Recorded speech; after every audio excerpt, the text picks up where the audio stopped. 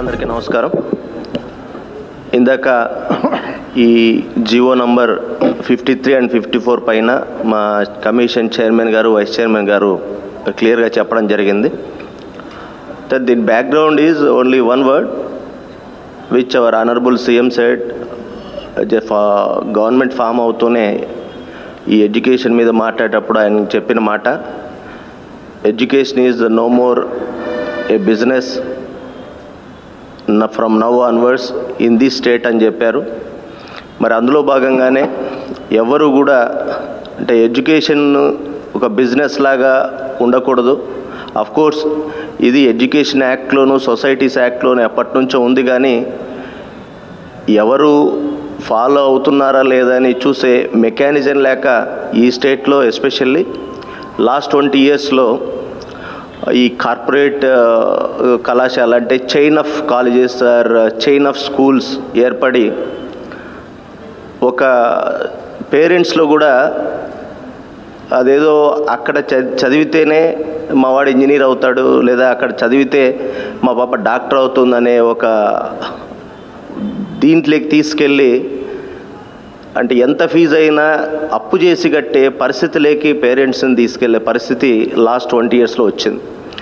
దీని మీద ఏ గవర్నమెంట్ కూడా ఎప్పుడూ మాట్లాడలేదు.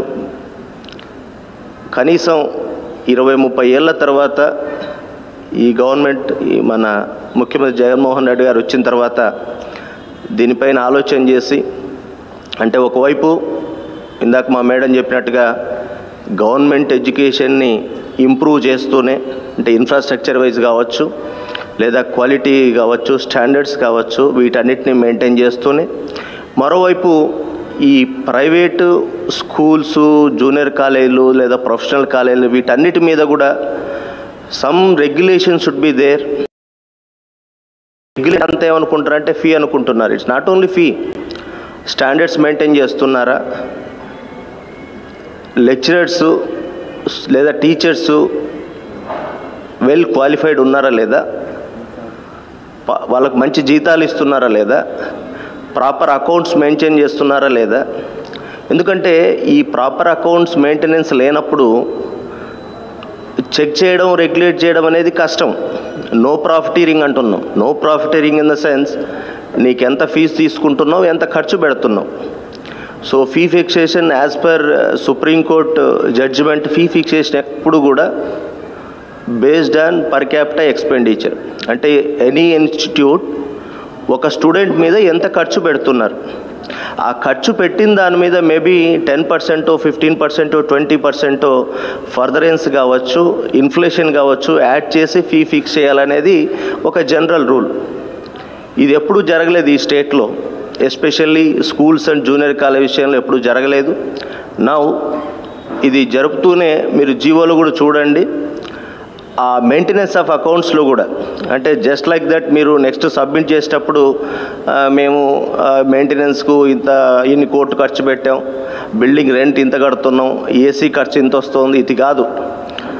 Proper maintenance as per GOMS number 1 కావచ్చు, లేదా మేము ఇప్పుడు కమిషన్ వచ్చిన తర్వాత ఈ జీవోలో కూడా గవర్నమెంట్ జీవోలో కూడా ఇచ్చారు, 50% of the revenue should be utilised for salaries and 15% for ఫ్యాకల్టీకి సంబంధించి ఏవైనా మేనేజ్మెంట్ వాళ్ళకి ఇన్సెంటివ్స్ ఇవ్వాలన్నా, అట్లాగే జీపీఎఫ్ ఇట్లాంటి వాటి కాంట్రిబ్యూషన్కి, అట్లాగే ఇంకో 15% టువర్డ్స్ మెయింటెనెన్స్ అంటే ఈ ఎలక్ట్రికల్ ఫీజు కావచ్చు, ఇంటర్నెట్ కావచ్చు, స్టేషనరీ కావచ్చు, లైబ్రరీ మెయింటెనెన్స్ కావచ్చు, వీటికి. అట్లాగే లాస్ట్ ఒక 20% ఫర్దరెన్స్ అంటే నెక్స్ట్ ఇంప్రూవ్ చేయడానికి కొత్త బ్లాక్స్ కట్టడము, లేదా ఉన్న ల్యాబ్స్ని, ఉన్న లైబ్రరీస్ని మోడర్నైజ్ చేయడము, ఇట్లాంటివి వాడుకోమని చెప్పి చాలా క్లియర్గా ఇవ్వడం జరిగింది. అట్లాగే ఫ్యాకల్టీ విషయానికి వస్తే ఈ గ్రీవెన్సెస్లో మాకు వచ్చిన గ్రీవెన్సెస్లో చాలామంది ఎస్పెషల్లీ కోవిడ్ టైంలో జీతాలు ఇవ్వడం లేదు స్కూల్స్లో, కాలేజీలోని ఆ దిశగా కూడా వచ్చాయి. ఇక్కడ ప్రాబ్లం ఏమైంది, ఎక్కడా కూడా వాళ్ళకు ఒక అపాయింట్మెంట్ ఆర్డర్ లేదు, సర్వీస్ రూల్స్ మెయింటైన్ చేయలేదు. ఇన్ఫ్యాక్ట్ అసలు సర్వీస్ రూల్స్ అనేవి లేవు. వీళ్ళు కూడా పాపం ఏదో ఒకటి ఉద్యోగం బతకడానికి ఇస్తే చాలు, ఎంతో నెలకి ఇస్తే చాలు అన్నట్టు జాయిన్ అయిపోతున్నారు. సో నౌ కమిషన్ వాటి మీద కూడా మేము దృష్టి పెట్టాం. నెక్స్ట్ సర్వీస్ రూల్స్ కూడా ఇప్పుడు ప్రిపేర్ చేసాం, ఆల్రెడీ నోటిఫై చేస్తాం. అట్లాగే ఇప్పుడు మెయింటెనెన్స్ ఆఫ్ అకౌంట్స్ అన్నాం కాబట్టి అండ్ ఈ ఫీ ఫిక్సేషన్ కూడా బ్లాక్ పీరియడ్ ఆఫ్ 3 years చేసాం, అంటే అప్ టు 23-24 వరకు చేసాం. ఈ చేసిన వాళ్ళలో కొంతమంది ఈ ఇందాక చెప్పినట్టుగా అంటే మాకు సరిపోదు, వీ డోంట్ వాంట్ టు, అంటే చాలా మేము క్వాలిటీ ఇస్తాము, సిబిఎస్ఈ, ఐసిఎస్సి, ఐబీ కరికులంలో మీరు ఇచ్చే ఫీజు మాకు సరిపోదు, మేము ఆల్రెడీ పిల్లల మీద చాలా ఖర్చు పెడుతున్నాం, 40-50 వేలు మేము ఖర్చు పెడుతున్నాము అని అంటే మాత్రం so we are open to it within 15 days of the issuing the GO. You please come with all the documents. అంటే మేము ఏవైతే మా కమిషన్ వెబ్సైట్లో పెట్టాము, వాళ్ళు మాకు ఏమేమి సబ్మిట్ చేయాలి త్రూ ఈమెయిల్ ఆర్ ఫిజికల్గా మాకు ఆ documents, relevant documents related to income and expenditure preferably. ఎందుకంటే ఇందాక చెప్పినట్టుగా ఫీ ఫిక్సేషన్ అనేది పర్ క్యాపిటల్ ఎక్స్పెండిచర్ బేసే కాబట్టి సో అందులో మేము మా ఆడిటర్స్ గ్రూప్ ఒకటి ఉండి వాటన్నిటిని కూడా చేసి అంటే ఈ రేషియోలో అంటే శాలరీస్కి ఎంత ఖర్చు పెట్టారు, మెయింటెనెన్స్కి ఎంత ఖర్చు పెట్టారు, ఈ వెల్ఫేర్ ఆఫ్ ద టీచర్స్కి ఎంత ఖర్చు పెట్టారు, అట్లాగే ఆ టీచర్స్కి వెల్ క్వాలిఫైడ్ వాళ్ళ క్వాలిఫికేషన్ ఉందా లేదా, శాలరీస్ త్రూ బ్యాంక్ ఇస్తున్నారా లేదా చేతికిస్తే మాత్రం అది వీ వోంట్ కన్సిడర్. ఆ ఫ్యూచర్లో కూడా అది మంచిది కాదు. బికాజ్ మీరు ఎంత ఇస్తారో క్లారిటీ ఇన్స్టిట్యూషన్కి ఉండాలి, మీ దగ్గర పనిచేసే టీచర్కి ఉండాలి. సో ఇట్లాంటివన్నీ కూడా డీటెయిల్డ్గా చూసి if you are eligible for any amount of say XYZ or whatever it is, so we'll add inflation, we'll add furtherance చేసి డెఫినెట్గా మీకు కాలేజ్ నడపడానికి ఇబ్బంది లేకుండా ఉండే ఫీజునే ఫిక్స్ చేస్తాం. ఇందులో ఏమి వీఆర్ నాట్ హియర్ ఎవరి మీద ఏదో కాలేజీలు మూసేయాలనో లేదా ప్రైవేట్ ఎడ్యుకేషన్ ఉండకూడదని అనుకోవట్లేదు. ఈ గవర్నమెంటు మాకు చెప్పింది కూడా మా సీఎం గారు ఇద్దరు ఉండాలి, but ultimately we are for the public. Student parent ఎక్కడ కూడా ఇబ్బంది పడకూడదు. సో మీకు స్టాండర్డ్స్ మెయింటైన్ చేసి దానికి తగ్గ ఫీజు తీసుకోండి అని చెప్తున్నాను తప్ప ఇక్కడ ఎక్కడ మీరు ఈ డబ్బులతోనే కాలేజ్ నడపండి ఎవరిని రెస్ట్రిక్ట్ చేయడం లేదు. అండ్ ఆల్సో ఫ్యూచర్లో అంటే ఈరోజు సార్ చెప్పారు, ఈరోజు దాదాపు 15,000 స్కూళ్ళు, 2,500 జూనియర్ కాలేజీలు ఉన్నాయి. వాటన్నిటికి కూడా ప్రొఫెషనల్ కాలేజీలాగా 1-to-1 income and expenditure statements తీసుకొని ఫీజు ఫిక్స్ చేయడం అనేది ప్రాక్టికల్గా ఇట్స్ నాట్ పాసిబుల్, అది వైబుల్ కాదు. సో అందుకనే ఈరోజు ఒక general fee by interacting with all the stakeholders, అంటే మేనేజ్మెంట్స్తో మాట్లాడడం, టీచర్స్తో మాట్లాడడం, పిల్లలతో పేరెంట్స్తో మాట్లాడడం, అసోసియేషన్స్తో మాట్లాడడం, వీళ్ళందరితో మాట్లాడిన తర్వాత మేజర్ సెక్టార్ యాక్సెప్టబుల్ ఫీజుకి ఒకటి వచ్చి ఈ ఫిక్స్ చేసింది ఈ ఫీజు. సో మిగతా వాళ్ళకి ఎవరికైనా సరే ఇంకా స్టాండర్డ్స్ బాగా మెయింటైన్ చేస్తాం, మేము ఇంకా బాగా చెప్తాం అనే వాళ్ళకి we gave an option. So దీంతో పాటుగా ఫ్యూచర్లో ఒక గ్రేడింగ్ అక్రిడిటేషన్ చేస్తాం. ప్రతి స్కూల్ని కూడా ఇంక్లూడింగ్ గవర్నమెంట్ స్కూల్స్ ర్యాంకింగ్ ఇస్తాం. వాటి కోసం ఈరోజు ఆ quality council of India and నాబెట్తో మేము ఎంఓయూ చేసుకొని వాళ్ళతో కలిపి అక్రిడిటేషన్ ప్రాసెస్ కూడా ఫ్యూచర్లో మొదలెడతాం. ఫ్యూచర్లో ఈ ఫీ ఫిక్సేషన్లో కూడా ఈ అక్రిడిటేషను ర్యాంకింగ్ కూడా కన్సిడర్ చేసి నిజంగా బాగా పెర్ఫార్మ్ చేసే ఇన్స్టిట్యూషన్స్ని ఖచ్చితంగా ఎంకరేజ్ చేస్తామని కూడా ఈ సందర్భంగా చెప్తున్నాను. సో ముఖ్యంగా నేను పేరెంట్స్కి కమిషన్ తరఫున విజ్ఞప్తి చేసేది ఏంటంటే, మీరు ఏ స్కూల్లో అడ్మిషన్ చేయాలన్నా ఫస్ట్ ఆ స్కూల్కి సంబంధించిన ఫీజు మా కమిషన్ వెబ్సైట్లో నోటిఫై చేస్తాము, చూసుకోండి కావాలంటే.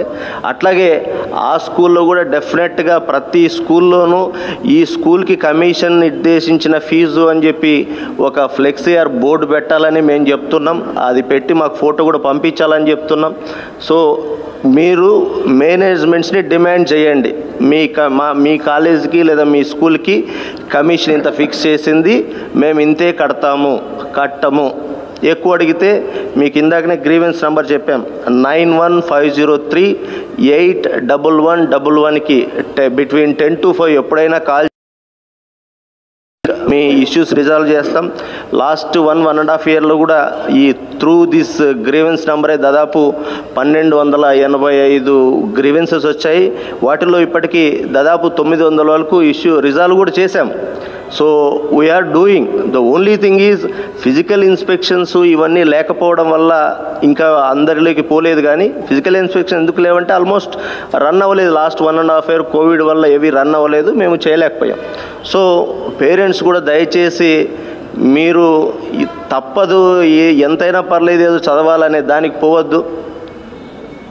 నిజంగానే మీరు అఫోర్డ్ చేయలేకపోతే దేర్ ఆర్ గవర్నమెంట్ ఇన్స్టిట్యూషన్స్. ఇప్పుడు గవర్నమెంట్ కూడా ఎంతమందికైనా మంచి ఎడ్యుకేషను క్యాటర్ చేయడానికి గవర్నమెంట్ కూడా సిద్ధమైంది. సో దయచేసి అదేదో పలానా చోట చదివితేనే లేదా ఇంత ఫీజు కడితేనే అని చెప్పి అప్పులు చేసి ఇబ్బంది పడద్దు. మీలాంటి వాళ్ళ కోసమే ఈరోజు ఈ కమిషన్ వర్కౌట్ చేసి ఈ ఫీజు ఫిక్స్ చేసింది.